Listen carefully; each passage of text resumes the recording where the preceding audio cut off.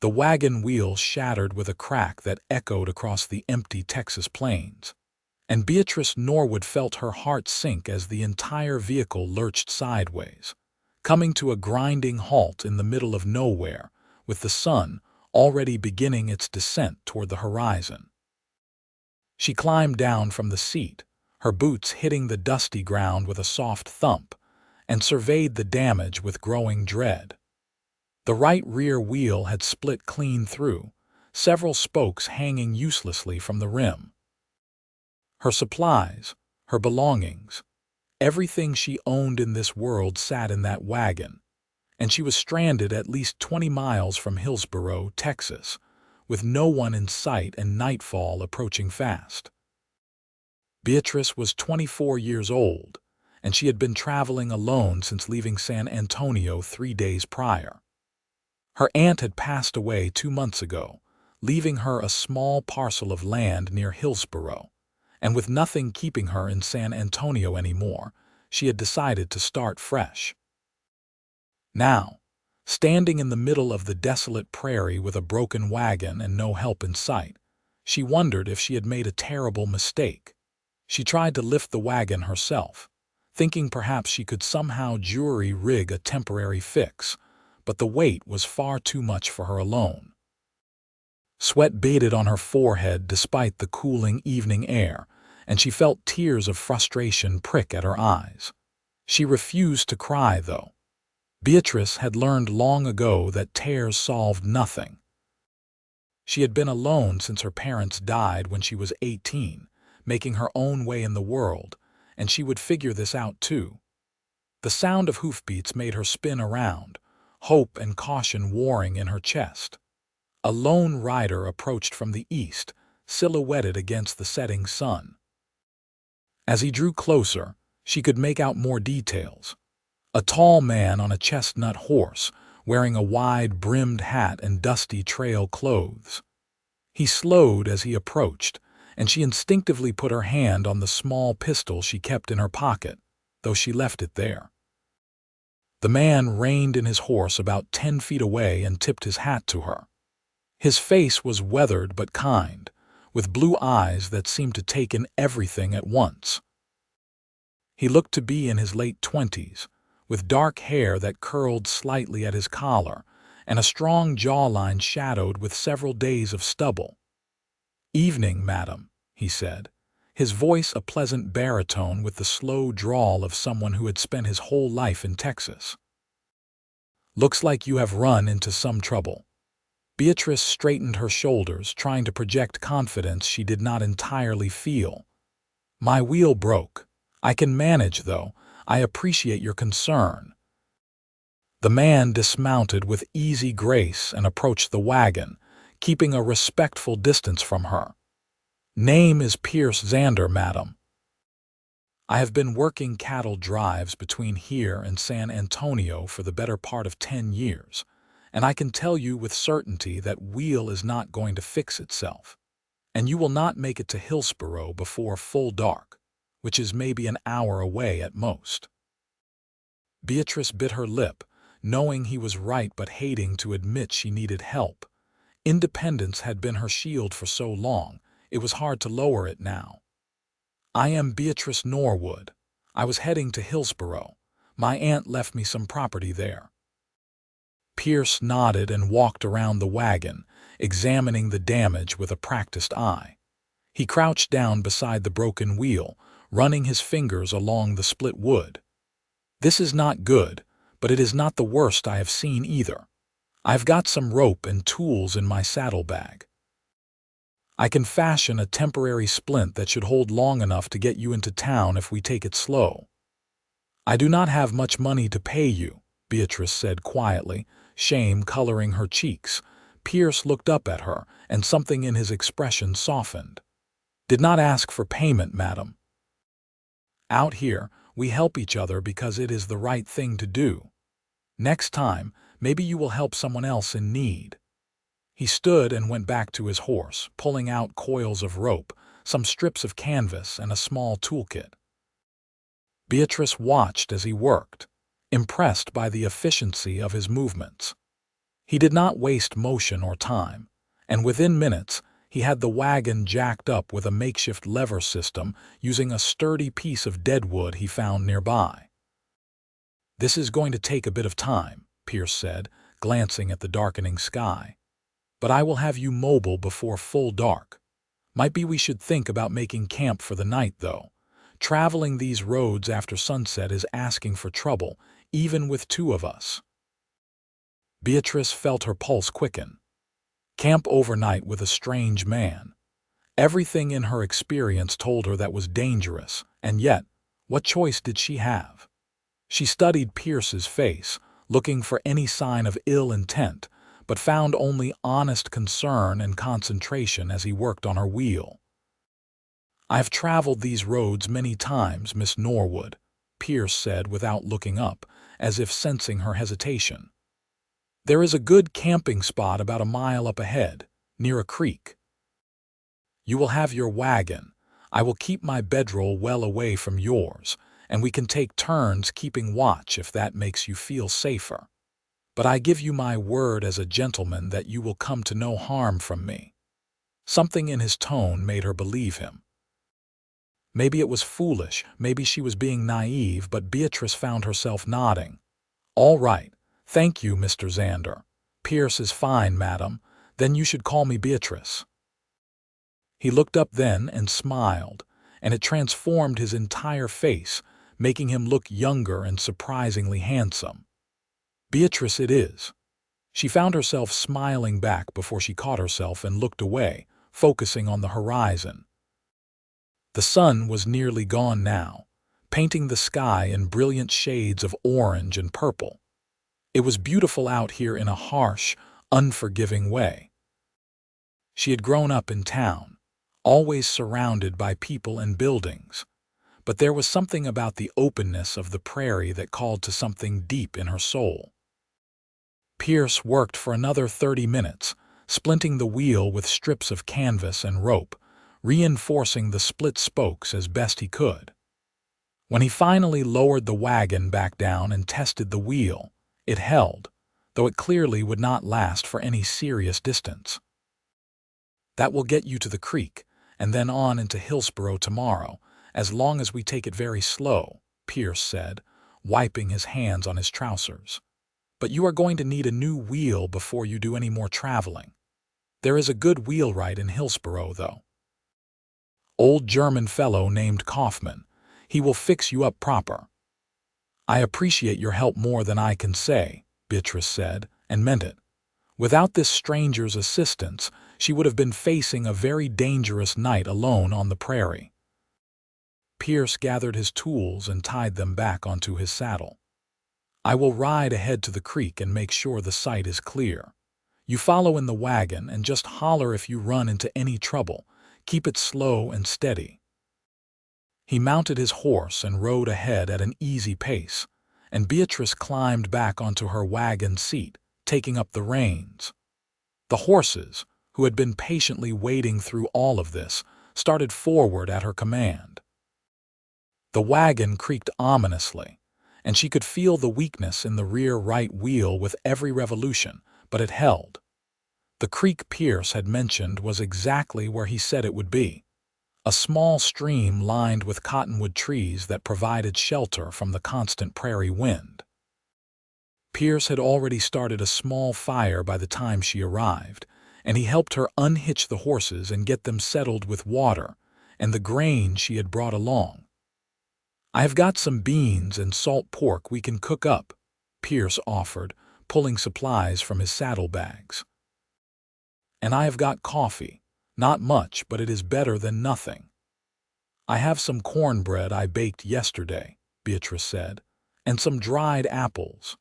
They prepared the simple meal together in companionable silence, and Beatrice found herself relaxing despite the strangeness of the situation. Pierce moved around the camp with the ease of long practice, and she found herself watching him more than she probably should have. There was something solid and reassuring about him, something that made her feel safe for the first time in a very long while. When the food was ready, they sat on opposite sides of the fire and ate. The beans were plain but filling, the cornbread was a bit dry but edible, and the coffee was strong and hot. It was one of the best meals Beatrice could remember having in months. "So you are from San Antonio originally?" Pierce asked, breaking the comfortable silence. Beatrice nodded. "Born and raised there. My parents ran a dry goods store, but they both died of fever 6 years ago. I have been working as a seamstress since then, trying to save up enough to maybe open my own shop someday. When my aunt passed and left me that land near Hillsborough, it seemed like a sign, a chance to start over somewhere new." "Hillsborough is a good town," Pierce said, "growing but not too fast. Good people for the most part. What are you planning to do with the land?" "I am not entirely sure yet," Beatrice admitted. "The lawyer's letter said it was about 10 acres with a small cabin. I thought maybe I could continue sewing, take in work from the town, maybe plant a garden, keep some chickens, make a life for myself." Pierce nodded thoughtfully. 10 acres is a decent piece of land. If the cabin needs work, there are plenty of folks in town who would help out. Like I said, good people. "What about you?" Beatrice asked. "You said you work cattle drives." "Have been for about 8 years now," Pierce said, staring into the fire. "Started when I was 19, right after my father died.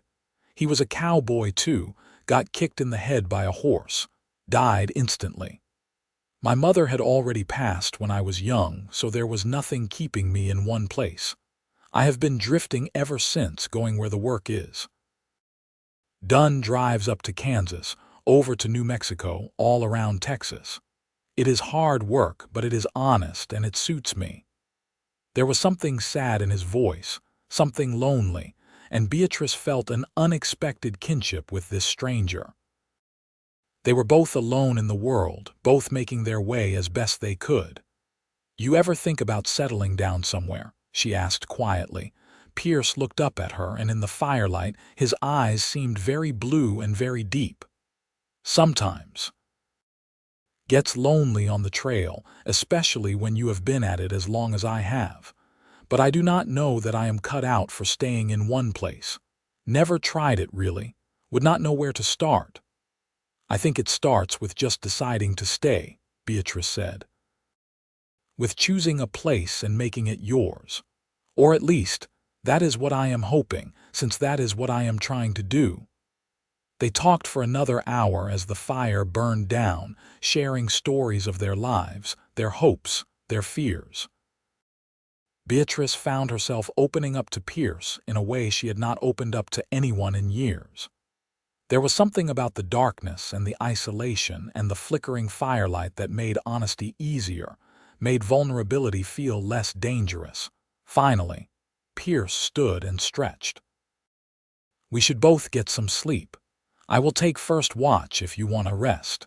Wake you in a few hours, and you can take over if you are comfortable with that." Beatrice nodded and made her way to the wagon, where she had set up her bedroll earlier. She settled in, pulling her blanket up to her chin, and found herself watching Pierce's silhouette as he sat by the dying fire. She felt safer than she had any right to feel, given the circumstances, and when sleep finally came, it was deep and dreamless. She woke to Pierce gently shaking her shoulder as the stars wheeled overhead. "Your watch," he said softly, then moved away to his own bedroll on the far side of the camp. Beatrice sat by the fire, feeding it small sticks to keep it alive, and listened to the night sounds of the prairie. Somewhere in the distance, a coyote howled, and her horses shifted nervously. She kept her pistol close, but the night passed without incident. As dawn began to paint the eastern sky pink and gold, she woke Pierce, and they shared a cold breakfast of leftover cornbread and water before hitching up the horses and preparing to continue to Hillsborough. The town appeared on the horizon around mid-morning, a collection of wooden buildings clustered along a dusty main street. It was bigger than Beatrice had expected, with a proper church steeple visible from a distance and what looked like several substantial businesses. Her heart lifted at the sight. This would be her new home. Pierce guided her through the town to Kaufman's wheelwright shop, a sturdy building with a covered workspace out front where an older man with a thick gray beard was bent over a partially finished wheel. "Herr Kaufman," Pierce called out. "Have got a customer for you. Lady needs a new wheel and she needs it to be solid work." The German man looked up, his eyes sharp and assessing behind wire-rimmed spectacles. "Ja, I see. That's splint work. It is yours, Pierce." "Guilty," Pierce said with a grin. "Just needed to get her to town." "Is good work for temporary," Kaufman said, walking around to examine the wheel. "But ja, she needs new wheel proper. I have one that will fit, maybe adjust the hub a little. Have it ready by tomorrow morning." "Tomorrow," Beatrice said, her heart sinking. "I was hoping to get out to my property today." "Where is your property?" Pierce asked. Beatrice pulled out the papers the lawyer had sent her. "It says the old Norwood place, about 5 miles northwest of town." Pierce and Kaufman exchanged glances. "I know that place," Pierce said. "Your aunt was Martha Norwood." "Yes, did you know her?" "Not well, but I knew of her. She was a tough lady, lived out there by herself for near 20 years after her husband died. The cabin is solid from what I remember, but it has been empty for a couple months now. Might need some work." Beatrice felt a flutter of nervousness. She had never lived truly alone before, had always been in town surrounded by neighbors. But this was what she wanted, was it not? Independence, a fresh start. "Tell you what," Pierce said.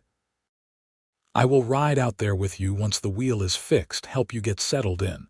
Make sure everything is secure before I leave you there." "You have already done so much," Beatrice protested. "I cannot ask you to do more." "You are not asking, I am offering. Besides, I am between jobs right now. Was heading to Hillsborough anyway to see if any of the ranches needed hands for the season. An extra day will not make any difference." Kaufman interrupted. "Ja is settled then. You come back tomorrow morning early. I will have the wagon ready."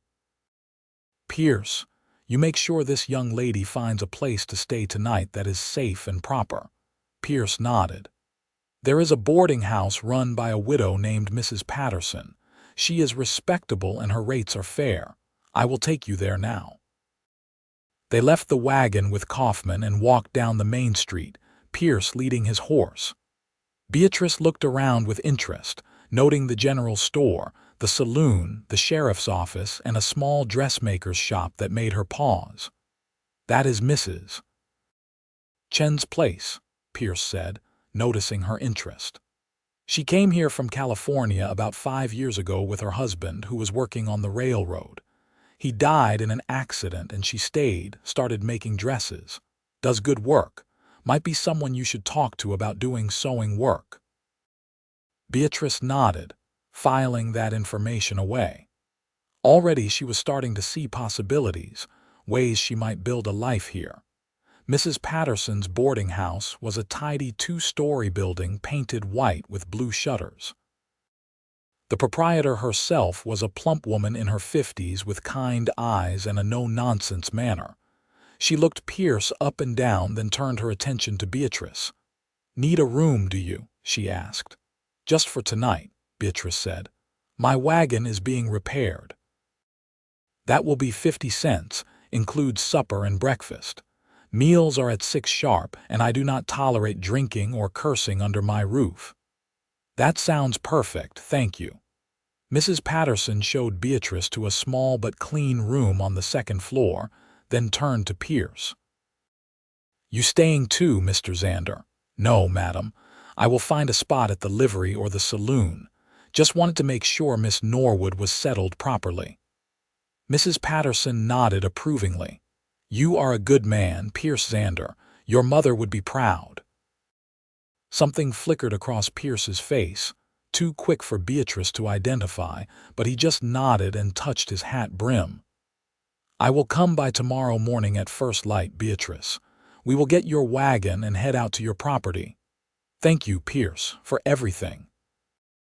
Their eyes met and held for a moment longer than necessary, and Beatrice felt something warm unfold in her chest. Then Pierce was turning away, leading his horse back down the street, and she was alone again. That evening at supper, Beatrice met the other boarders.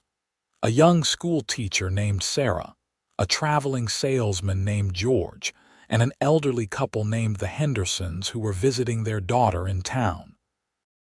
The meal was simple but good, pot roast with vegetables and fresh bread, and the conversation was pleasant.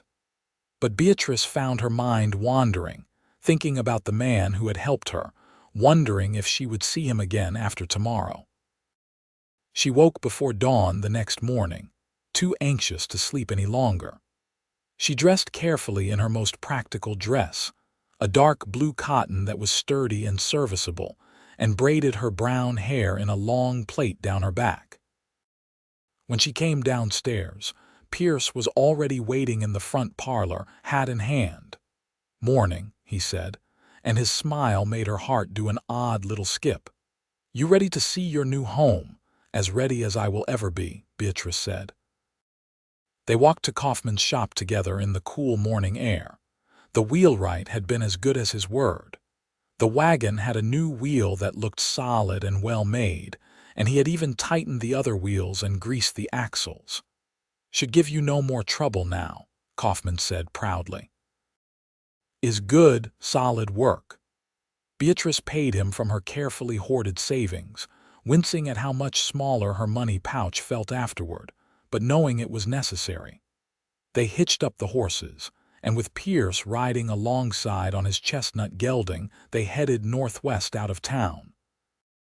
The land opened up around them, rolling prairie broken by occasional stands of trees.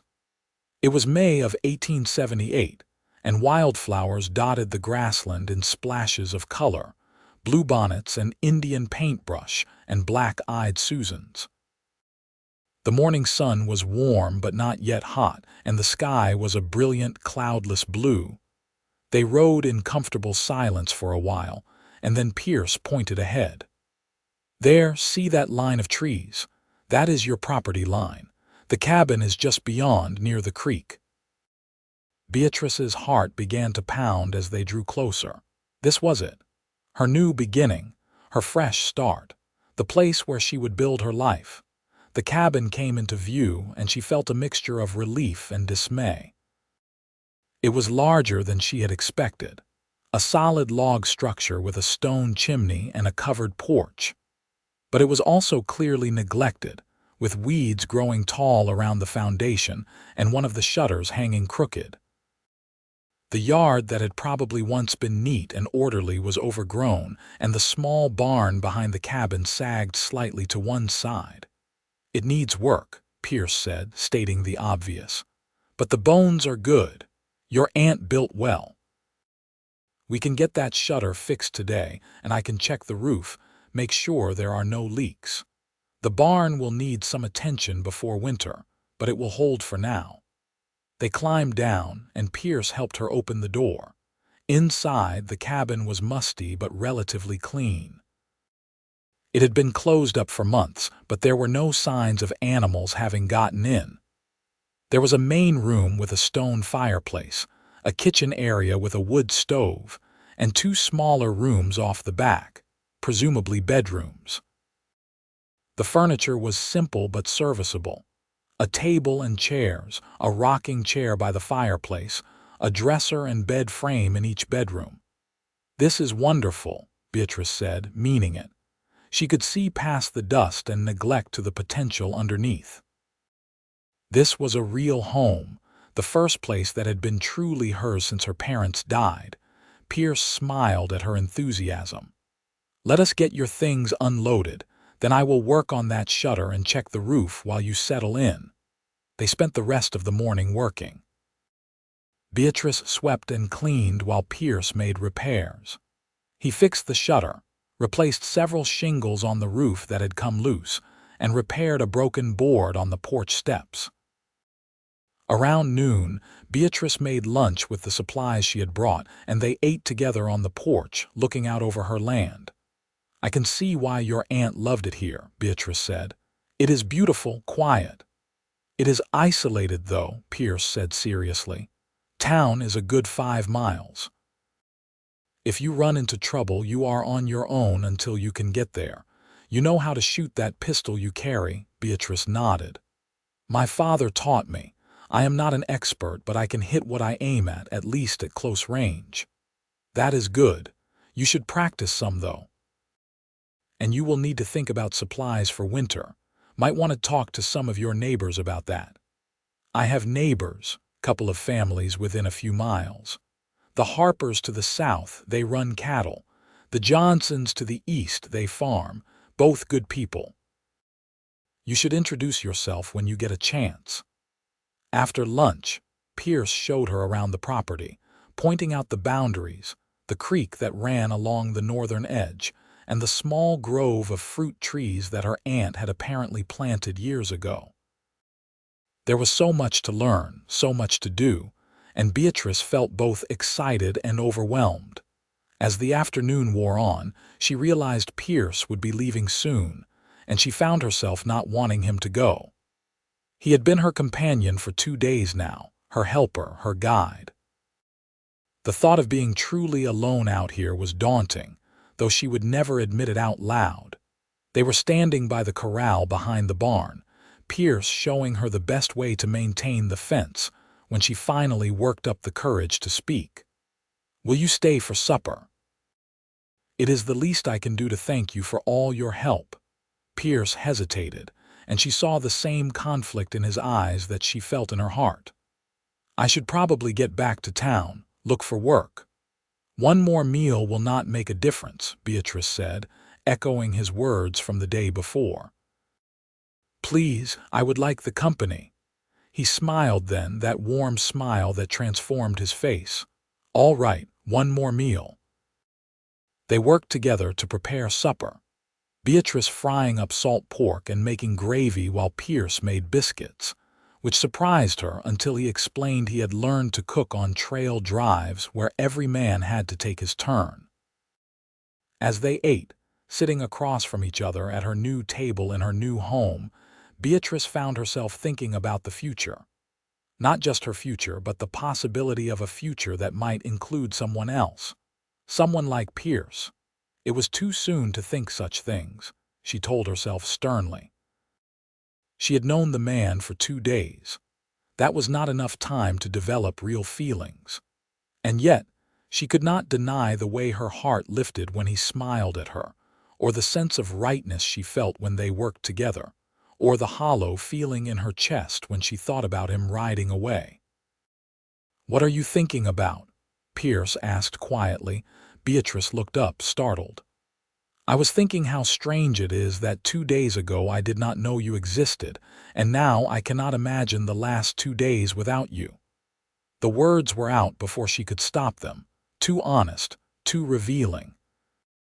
She felt her cheeks flush with embarrassment, but Pierce did not look uncomfortable. Instead, he reached across the table and took her hand, his touch warm and gentle. I was thinking the same thing. I have been drifting for 8 years, never staying in one place, never putting down roots. But sitting here with you in this cabin on this land, I find myself thinking maybe it is time to stop drifting. Maybe it is time to find a place to belong. Beatrice's heart was pounding so hard she was sure he could hear it. What are you saying? Pierce squeezed her hand. I am saying I would like to stay in Hillsborough. Find work at one of the ranches nearby. Build a life here. I am saying I would like to get to know you better, properly, court you the way a lady should be courted. I am saying that in 2 days you have made me feel more at home than I have felt in 8 years of wandering. Tears sprang to Beatrice's eyes, but they were happy tears. I would like that too. I would like that very much. They sat there for a long moment, hands clasped across the table, smiling at each other like fools.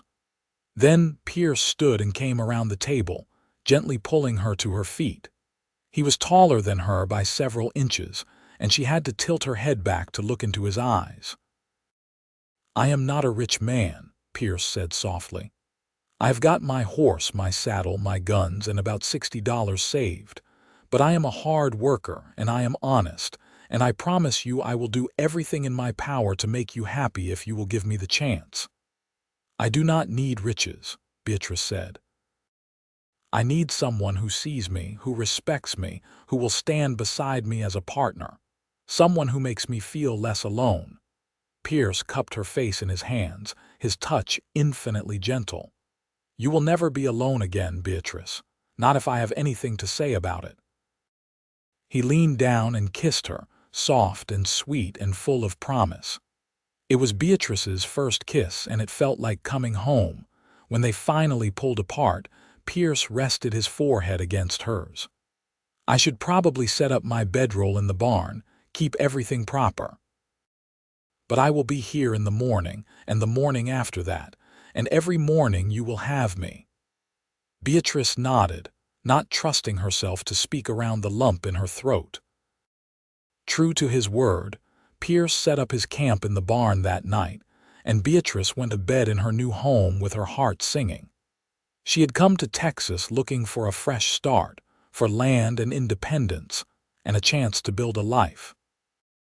She had found all that, but she had also found something she had not been looking for, something she had not dared to hope for: love.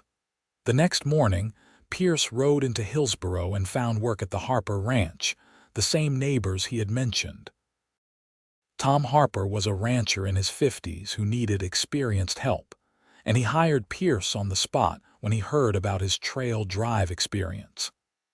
The job paid $30 a month plus room and board, which was good money, and Harper's ranch was less than 3 miles from Beatrice's property. Pierce spent his days working cattle, mending fences, and doing the 100 other tasks that kept a ranch running. But every evening, he rode over to Beatrice's cabin, helping her with the endless work of maintaining the property, teaching her what she needed to know to survive and thrive out here. On Sundays, their day off, Pierce would arrive at dawn and they would spend the entire day together. Sometimes they worked on projects, like expanding the garden or repairing the barn. Other times they explored the surrounding land, and Pierce showed her the best fishing spots on the creek and where to find wild blackberries in the summer. But mostly they talked. They shared everything with each other, their pasts, their dreams, their fears. Beatrice told him about losing her parents, about the years of loneliness and struggle in San Antonio, about her desperate hope that this new life in Hillsboro would be different. Pierce told her about his childhood, about his father's death, about the years of drifting and the growing sense that he was looking for something he could not name. "I think I was looking for you," he said one Sunday afternoon as they sat by the creek, watching the water flow past. "I think I was looking for home, and it turns out home is not a place. It is a person." Beatrice leaned her head on his shoulder, feeling utterly content. "I spent so many years being alone, being lonely. I thought that was just how my life would be, but now I cannot imagine going back to that." "You have changed everything, Pierce." As summer deepened, their relationship deepened too. Pierce was a perfect gentleman, always respectful, never pushing for more than Beatrice was ready to give. But the kisses grew longer and more passionate, and the way they looked at each other made it clear to anyone who saw them that they were deeply in love. 3 months after they met, on a warm August evening, Pierce arrived at the cabin dressed in his Sunday best, his hair freshly cut and his face cleanly shaved.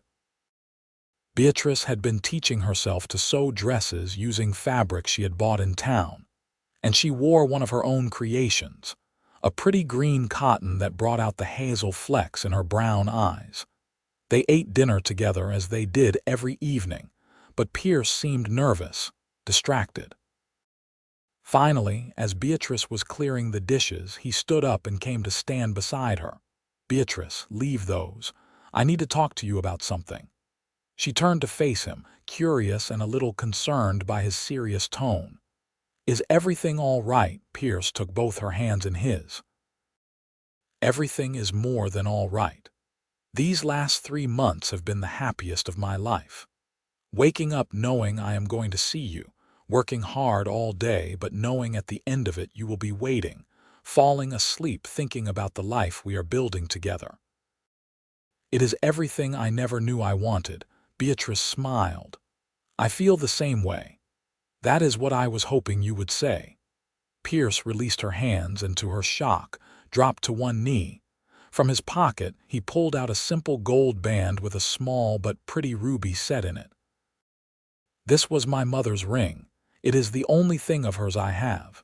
Beatrice Norwood, would you do me the honor of becoming my wife? Beatrice's hands flew to her mouth, tears streaming down her face. Yes, she whispered. Yes, of course, yes. Pierce stood and swept her into his arms, spinning her around as they both laughed and cried. He set her down and slipped the ring onto her finger. It fit perfectly, as if it had been made for her. When? Beatrice asked breathlessly. When should we get married? As soon as you want, Pierce said. Tomorrow, if you are willing. I have waited 8 years to find you. I do not want to wait any longer than necessary to make you my wife. Beatrice laughed. Tomorrow is too soon. I want to do this properly. I want to make a nice dress, have the bands read at church, have our friends there. But soon. A month maybe. A month, Pierce agreed. I can wait a month. Barely. They were married on a beautiful September day in the small church in Hillsborough. Beatrice wore a wedding dress she had sewn herself, white cotton with lace at the collar and cuffs. Pierce wore a new suit he had bought special for the occasion. Mrs. Patterson and Mrs. Chen stood up as Beatrice's witnesses, and Tom Harper and his oldest son stood up for Pierce. The ceremony was simple but beautiful, conducted by the circuit preacher who came through Hillsborough once a month. When the preacher pronounced them man and wife and told Pierce he could kiss his bride, the small congregation erupted in applause. After the ceremony, Mrs. Patterson hosted a reception at the boarding house, with cake and punch and dancing. Beatrice danced with her new husband under the stars, feeling like the luckiest woman in the world. That night, Pierce moved his belongings from the Harper Ranch bunkhouse to the cabin that was now their home. Beatrice had spent the last month preparing, making new curtains, buying a few pieces of furniture, and turning the house into a real home. As they stood together in the bedroom, suddenly shy despite all the hours they had spent together over the past months, Pierce took her hands. I want you to know, he said softly, that you never have to be afraid with me. I love you, Beatrice. I will always love you, always protect you, always cherish you. Beatrice reached up and touched his face, her heart so full she thought it might burst. I love you too, Pierce. Thank you for finding me. Thank you for fixing my wagon and fixing my loneliness. Their wedding night was tender and sweet, full of whispered words of love and gentle exploration. And when Beatrice fell asleep in her husband's arms, she knew she had finally found what she had been searching for all along. A place to belong, and someone to belong with. The first year of their marriage was hard work but joyful. Pierce continued working for Tom Harper while also helping Beatrice expand their own small operation. They bought a cow and some chickens, expanded the garden, and planted more fruit trees. Beatrice took in sewing work from town, and her reputation for fine needlework spread quickly. Between Pierce's wages and Beatrice's sewing income, they were able to save a little money each month. In the spring of 1879, Beatrice realized she was pregnant. She waited until she was sure before telling Pierce, wanting to be certain. When she finally told him one evening at dinner, he was so overcome with joy that he actually cried, pulling her into his arms and holding her tight. A baby, he whispered. We are going to have a baby. I am going to be a father.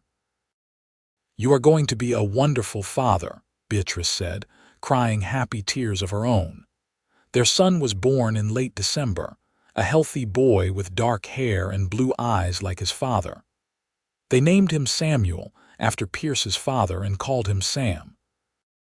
Pierce was completely besotted with his son from the moment he was born, and Beatrice often found him just standing over the cradle, watching the baby sleep with a look of wonder on his face. Mrs. Patterson and Mrs. Chen were regular visitors during those first few months, helping Beatrice learn how to care for a baby and giving her much-needed advice and support. The neighboring families, the Harpers and the Johnsons, also stopped by frequently, bringing food and supplies and welcoming the newest member of their community. As Sam grew from a baby into a toddler, Pierce began to think about the future. He loved working for Tom Harper, but he wanted to build something of his own, something to pass on to his son. Their 10 acres was a good start, but it was not enough to run a real cattle operation. One evening when Sam was about 2 years old, Pierce broached the subject with Beatrice. "What would you think about buying more land? There is a parcel adjacent to ours that is for sale, about 40 acres. With 50 acres total, we could run a small herd, make a real go of it on our own." Beatrice looked up from the shirt she was mending. "That is a big step. Can we afford it?" "Not yet," Pierce admitted. "But I have been saving, and I talked to the bank in town. They said they would loan us the rest if we could put down a quarter of the price. With what we have saved, and if we keep saving for another year, we could do it." Beatrice thought about it carefully. It was a risk, taking on debt. But it was also an opportunity to build something real, something lasting, and she trusted Pierce completely. He was hardworking, honest, and smart about money. If he thought they could do it, then they could. "Let us do it," she said. "Let us build something for Sam and for whatever other children we might have." Pierce grinned and came to kiss her. "You are the best partner a man could ask for. We are going to make this work, Beatrice. I promise you." They spent the next year saving every penny they could, with Beatrice taking on extra sewing work and Pierce working extra hours for Harper.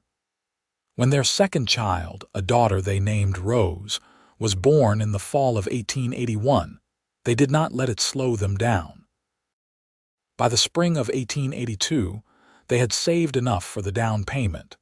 Pierce made the deal for the land, and suddenly they were landowners of 50 acres with a mortgage payment to make every month. It was terrifying and exhilarating at the same time.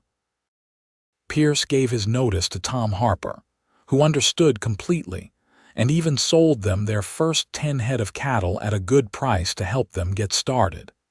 The next few years were the hardest of their lives, but also, in many ways, the best. They worked from dawn to dusk every day, building their herd, improving their land, raising their children. Money was always tight, but they were making it work. Sam grew into a serious, thoughtful boy who loved following his father around, learning everything he could about ranching. Rose was her mother's daughter, with a love of pretty things and a talent for sewing that showed itself early. In 1884, they had another son, Michael, who was as wild and free-spirited as his siblings were serious. By 1886, their herd had grown to 50 head of cattle, and they were turning a decent profit. They paid off their mortgage 2 years early, and Pierce was able to hire a young hand named Lucas to help with the work. For the first time since they had bought the extra land, Beatrice felt like she could breathe a little easier. That fall, they were invited to a big harvest celebration at the Harper Ranch. It had become an annual tradition, with all the neighboring families coming together to mark the end of the working season. There was food and music and dancing, and it was one of the highlights of the year. Beatrice and Pierce stood at the edge of the gathering, watching their 3 children play with the Harper grandchildren. Sam was 11 now, tall and growing like a weed. Rose was 7, pretty and sweet-natured. Michael was 4, all energy and mischief. "Do you ever think about that day your wagon broke?" Pierce asked, slipping his arm around Beatrice's waist. Beatrice leaned against him, smiling. "All the time. I think about how terrified I was, how lost and alone I felt. And then you rode up and everything changed." "That was the luckiest day of my life," Pierce said. "The day I found you, the day I found home." "We have built a good life, have we not?" Beatrice said. "We have built a beautiful life," Pierce agreed, "and we are not done yet. There is still so much ahead of us." Watching the children grow, maybe becoming grandparents someday. Growing old together on this land we built together. Beatrice turned in his arms to face him. After 8 years of marriage, 3 children, and countless hours of hard work, she loved him more than ever. "I cannot wait for all of it. Every moment, every day, as long as I am with you." Pierce kissed her, soft and sweet, and in that moment Beatrice thought back to the scared, lonely woman who had stood beside a broken wagon on the empty prairie 8 years ago. She wished she could go back and tell that woman that everything was going to be all right, that help was coming, that love was just around the corner. But maybe that woman had known, somewhere deep inside. Maybe that was why she had trusted Pierce when he rode up that day. Maybe her heart had recognized his before her head caught up. The years continued to pass in a blur of hard work and simple joys. Sam grew into a fine young man, taking on more and more responsibility on the ranch. When he turned 18 in 1893, Pierce sat him down for a serious conversation. "Your mother and I have been talking," Pierce said. "This ranch, everything we have built, it is for you and your brother and sister. But we have been thinking that 50 acres is not quite enough to support 3 families, and we want all of you to have a place here if you want it." "What are you saying?" Sam asked. "There is another 100 acres adjacent to ours that just came up for sale," Pierce explained. "With 150 acres total, we could run a much bigger operation, support 3 families comfortably. But it is a big purchase, and we wanted to talk to you about it first. You are a man now with a say in this family's future." Sam looked at his father with respect and love. "If you think we can do it, Pa, then I am with you. I want to stay here, build a life here like you and Ma did. This is home." Pierce felt his throat tighten with emotion. "That is exactly what I wanted to hear, son." They bought the additional land, and the ranch continued to grow and prosper. Rose fell in love with a young man from town named Daniel Preston, a carpenter, and they married when she was 19. They built a house on the edge of the ranch property, and Daniel's carpentry business thrived, making furniture and cabinets for families throughout the county. Michael, true to his free-spirited nature, left home at 18 to see something of the world. He worked on cattle drives like his father had, traveled up to Montana and over to Colorado, and had adventures that he would come home and regale them with during his occasional visits. But he always came back, because home was where his heart was. In the spring of 1898, 20 years after that fateful day when Pierce had found Beatrice stranded on the prairie, they celebrated their 20th wedding anniversary with all their children and Daniel at a special dinner. Sam had recently gotten married himself, to a sweet girl named Emma from a neighboring ranch, and they were expecting their first child. After dinner, as the young people cleaned up, Pierce and Beatrice took a walk down to the creek, their favorite spot on the property. The trees had grown tall over the years, providing deep shade, and the creek still burbled over the rocks just as it had when Pierce had first shown Beatrice this place. They sat on the bank, and Pierce pulled Beatrice close. At 46, she was still beautiful to him, with only a few strands of gray in her brown hair and laugh lines around her eyes. At 50, he was still strong and capable, though his back ached a bit more than it used to after a long day's work. 20 years, Beatrice said softly. It seems like forever and like yesterday, all at once. We have had a good life, Pierce said. Better than I ever dreamed when I was drifting alone, looking for work and purpose. You gave me everything I thought I could never have, Beatrice said. A home, a family, love. I was so lonely before you, Pierce. I did not even realize how lonely until you showed me what it felt like to belong to someone. Pierce kissed the top of her head.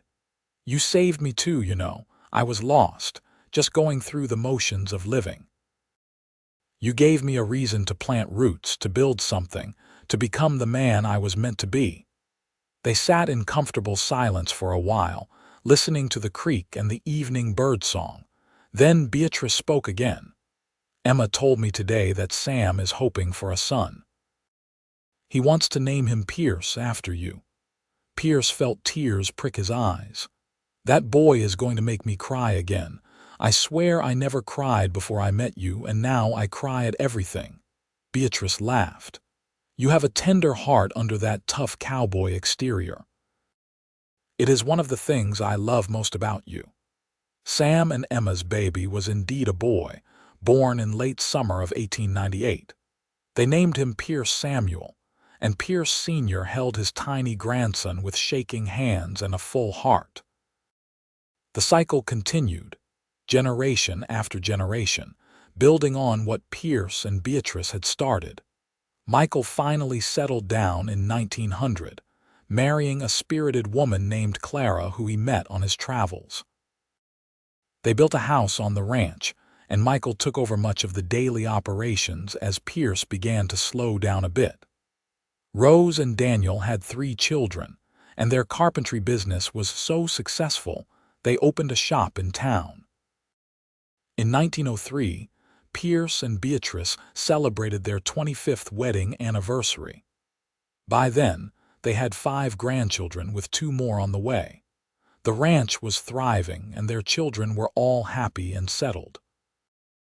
It was everything they had worked for, everything they had dreamed of during those long, hard early years. One evening that fall, Pierce came in from a day of working with Michael to find Beatrice on the porch, sitting in the rocking chair he had made for her years ago.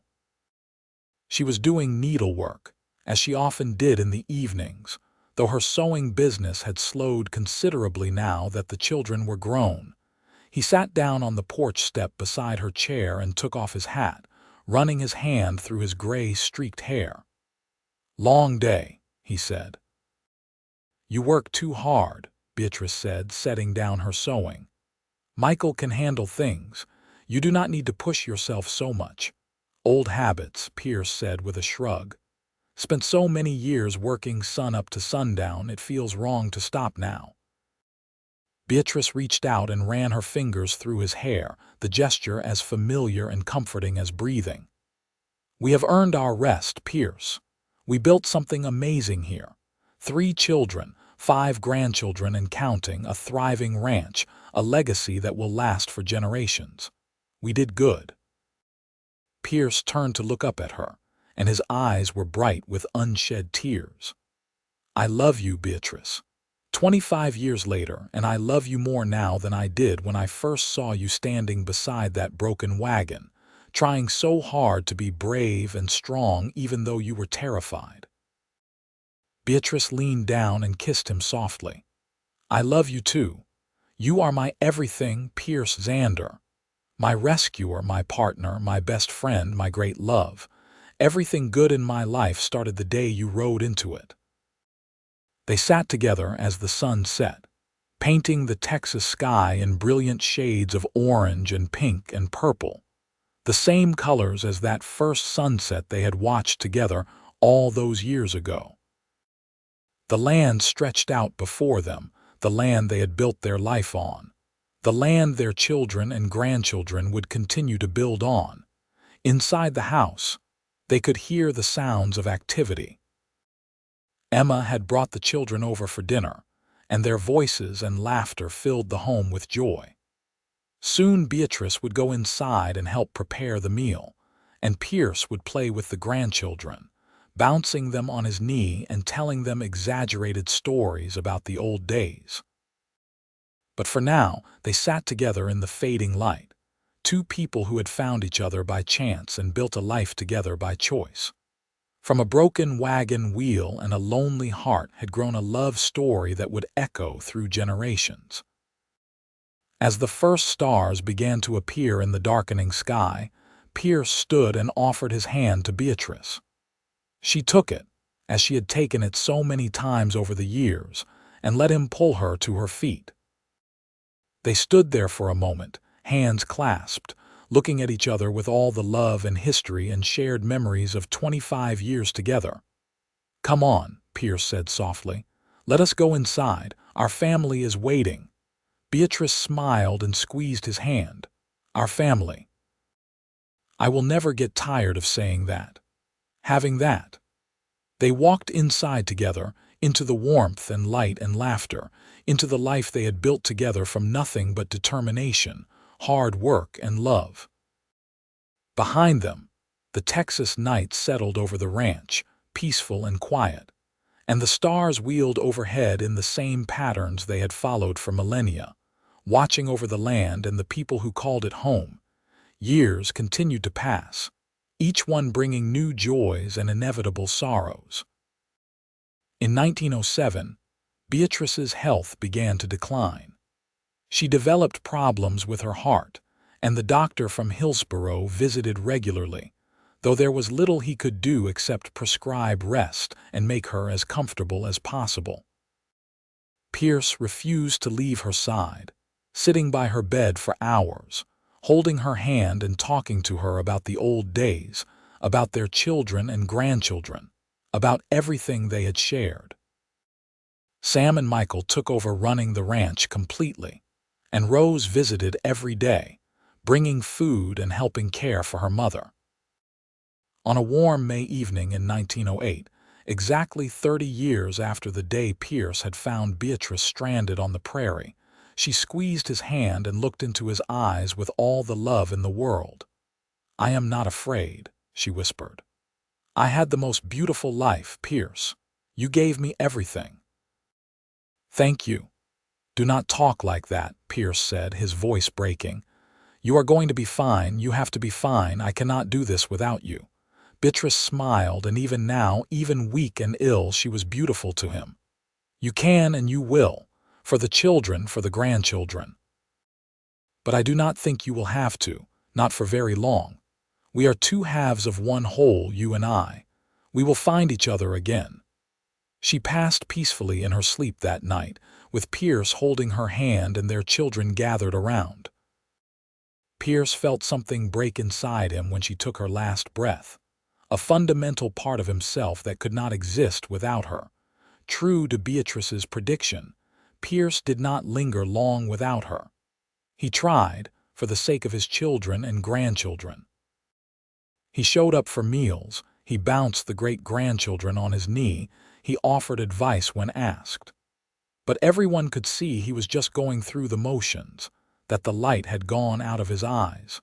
6 months to the day after Beatrice's death, Pierce died quietly in his sleep. The doctor said it was heart failure, but everyone who knew them understood the truth.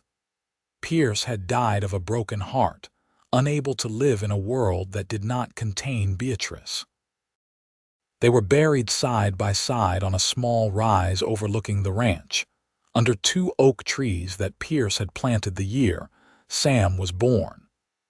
The entire community turned out for the funeral, because Pierce and Beatrice Xander had touched so many lives over their 30 years together. Sam stood at the graveside with his siblings, looking out over the land his parents had built from nothing.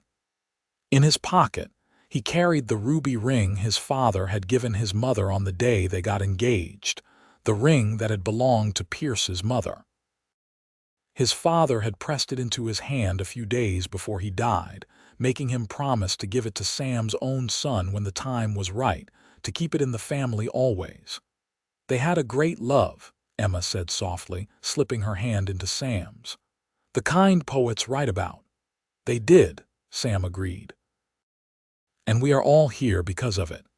Everything we have, everything we are, it all started with them. with a broken wagon wheel and a cowboy who stopped to help. "We should make sure the story is never forgotten," Rose said, wiping tears from her eyes.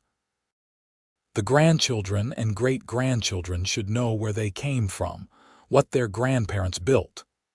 And so the story was passed down, generation after generation. The tale of how Beatrice Norwood was stranded when her wagon broke in the middle of the Texas prairie in 1878, and how a cowboy named Pierce Xander stopped to fix it. How he fixed not just the wagon but her loneliness, her fear, her hopelessness. How two strangers became partners, then friends, then lovers, then spouses, then parents and grandparents, and the foundation of a family that would thrive for generations. The ranch remained in the family, growing and changing with the times but never losing its essential character. The house where Pierce and Beatrice lived and loved was preserved and maintained, and family members would often gather there on special occasions, feeling the presence of the couple who had started it all. In 1978, exactly 100 years after Pierce and Beatrice met, the family held a huge reunion on the ranch. Over 200 descendants gathered to celebrate their legacy. Someone had written out the full story of how Pierce and Beatrice met and fallen in love, and it was read aloud to the assembled crowd. As the story unfolded, of the broken wagon and the passing cowboy, of the instant connection and the gradual deepening of love, of the hard work and sacrifice and ultimate triumph, there was not a dry eye in the crowd. Because they all understood that they existed because of that chance meeting, that twist of fate that brought two lonely people together on an empty prairie. The ruby ring was there too, brought by the current custodian, one of Rose's great-great-granddaughters. It had been passed down through 5 generations now, always given to the eldest son or daughter on their wedding day, a symbol of enduring love and family continuity. And on the small rise overlooking the ranch, 2 oak trees stood tall and strong, their branches intertwined, shading the graves of Pierce and Beatrice Xander. Beneath the trees, the simple headstones bore their names, their dates, and a single line that Sam had chosen all those years ago. 2 hearts, 1 soul forever. Because that was the truth of it, the simple, beautiful truth that had sustained them through 30 years of marriage and beyond.